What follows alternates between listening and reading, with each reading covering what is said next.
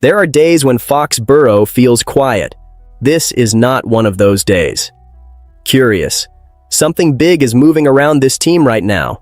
Money decisions, trade whispers, defensive reinforcements, star-level dreams that still refuse to die. And I'm telling you, Patriots Nation, this stuff matters way more than people think. Because when you put all of it together, it starts to reveal the real identity of this team heading into 2026. So let me ask you right out of the gate. Excited? Are the Patriots finally following a real plan, or are we just watching a bunch of loud offseason moves that sound better than they actually are? Hit that like button, subscribe, and drop your take below, because one of these stories might change the way this whole roster gets viewed. Christian Barmore is sitting in the middle of one of those franchise-defining pressure points. If he is still on the roster by 4 p.m., a major chunk of his 2026 salary locks in, and suddenly, this is no longer just a routine roster call. This becomes a statement. This becomes New England deciding whether it truly believes in the player, the upside, and the risk that comes with him. Because let's be honest, when Barmore is rolling, he does not just hold his gap and make decent plays. He wrecks things. He caves in the pocket, ruins timing, and makes life miserable for quarterbacks. He has that kind of violent interior burst that can completely change a series. But there is another side to it, and that is where this gets uncomfortable. The production has flashed, not always stayed. The consistency has not always matched the talent. His cap number is heavy. His reported trade value is not. And even though the legal situation is now behind him, the attention around his name has not exactly been light. So what do the Patriots do? Do they trust the upside and swallow the cost because impact defensive tackles are hard to replace? Or do they decide this is the right moment to move on before the financial commitment gets even tighter? That is not a little fork in the road. That is one of those decisions that tells you whether a team is still chasing pure disruption or quietly shifting toward a more ruthless roster philosophy. So here is the question for the comments. If you were making the call, are you keeping Barmore and betting on the ceiling, or moving off him before the money gets even more serious? And then you look at the offense, and this is where the message gets even louder. Romeo Doubs is in. That is already a meaningful move. But the more interesting part is what it says about what still might not be enough.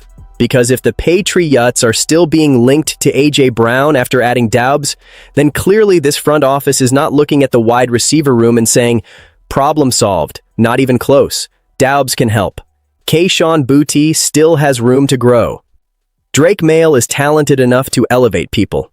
But this offense still feels like it is missing a player who can tilt the field after the catch, somebody who can turn a short throw into a highlight, somebody who forces missed tackles, stresses pursuit angles, and injects fear into defensive backs every time the ball gets out quickly. A.J. Brown would be a wrecking ball in this offense. He would be the kind of move that makes the entire league pay attention. But let's keep it real. That part is still rumor. It is still smoke, not fire. And that means New England needs a fallback plan if it really wants to keep pushing. That is why the Deebo Samuel angle is so fascinating. No, this is not peak 2021 Deebo anymore. No, he is probably not getting back to that all-pro mountaintop, but he can still do damage. He can still create after contact. He can still give an offense some edge, some chaos, some nasty run-after-catch juice that this current group clearly lacks. So now the debate gets spicy. Do the Patriots hold out hope for the home run swing with A.J. Brown, even if it never comes together? Or do they move decisively for a player like Deebo, who may not carry the same superstar shine, but still fills a real, urgent need? That is a genuine football argument. A.J. Brown or Deebo Samuel? Dream big or build smart? Because whichever side you land on says a lot about how you think this team should be helping Drake Maye right now. Then there is Dre'Mont Jones, and this is where things get really interesting because not every important move comes wrapped in headlines and fireworks. Some come with edge, some come with attitude. Some tell you exactly what a head coach wants his team to look like. And this one feels like that. A lot of fans hear pass rusher and instantly look for sack numbers. Fair enough. But this signing goes beyond that. Mike Vrabel has talked openly about what he values up front, and one word jumps off the page every single time: violence. He wants defenders who attack blocks, set a tone, and play like every snap has bad intentions. That is why Jones makes sense. He is versatile. He can help on the edge. He can slide inside. He can play the run. He can rush in sub-packages, and more than that, he sounds like exactly the kind of player Vrabel wants in his building. This is not just a depth move. This feels like culture being installed in cleats. Last season, New England needed more pressure, more consistency, and more bodies that could affect the quarterback, without the whole structure depending on one guy to save everything. Jones may not be the superstar that sends shockwaves across the league, but he could absolutely become one of those glue guy additions that raises the entire level of the front seven. Of course, that does not erase the tension. Some fans are going to look at this and say, great move, smart move, winning move. Others are going to say the same thing they have been saying for a while now. Where is the true game wrecker? Where is the guy offenses fear all week? That tension is real. If Jones delivers exactly what the Patriots think he can deliver, this defense gets tougher, deeper, and a whole lot more flexible. But if he ends up being just another solid veteran and not much more, then the hunger for something bigger is only going to grow louder. And that brings us to the name that still hovers over all of this, like a storm cloud with electricity in it. Maxx Crosby. Right now, yes, the signs point toward him staying in Las Vegas. He posted like he is staying. The Raiders are acting like they want to shut the whole thing down. Elliott Wolf stayed measured and said the Patriots make exploratory calls all the time. Fine, that is the public reality today. But nobody should act like this story is completely buried, not when a player like Crosby has already been connected to the idea of playing for Vrabel, not when elite edge rushers almost never become available without some level of drama, not when this defense is still clearly trying to become nastier, meaner, and harder to block for 60 minutes. Crosby is not just another premium name.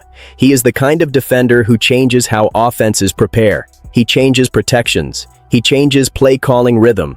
He changes what the players around him are allowed to do because now the offense has to lean extra bodies his way.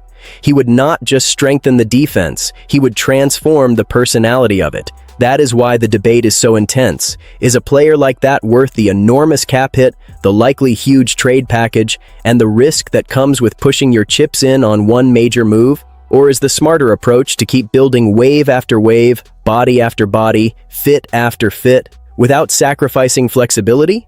That is the kind of split that lights up a fan base. Does the idea of Crosby in New England fire you up, or does it make you nervous about the price? Because if that door ever cracks open again, the Patriots are going to have to answer a massive question. Do they want to be a solid, well-built team, or do they want to become the kind of team that punches the whole league in the mouth? And that is the hidden thread running through every one of these stories.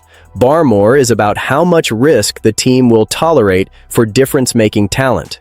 The wide receiver situation is about whether New England is truly serious about accelerating Drake Mail, not just supporting him halfway. Dre'Mont Jones is about identity, toughness, and the kind of defense Vrabel wants to build from the front backward. And the Maxx Crosby conversation, even if it stays hypothetical, is about ambition at the highest level. Real ambition. The kind that separates a team trying to stay competitive from a team trying to become a legitimate problem. That is the payoff. That is the bigger picture. These are not random headlines. These are clues.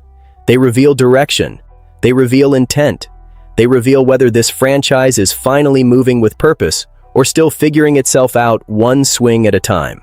So now I want to hear from you, Patriots Nation. Is the plan finally becoming clear? Or are there still too many loose ends for you to fully buy in?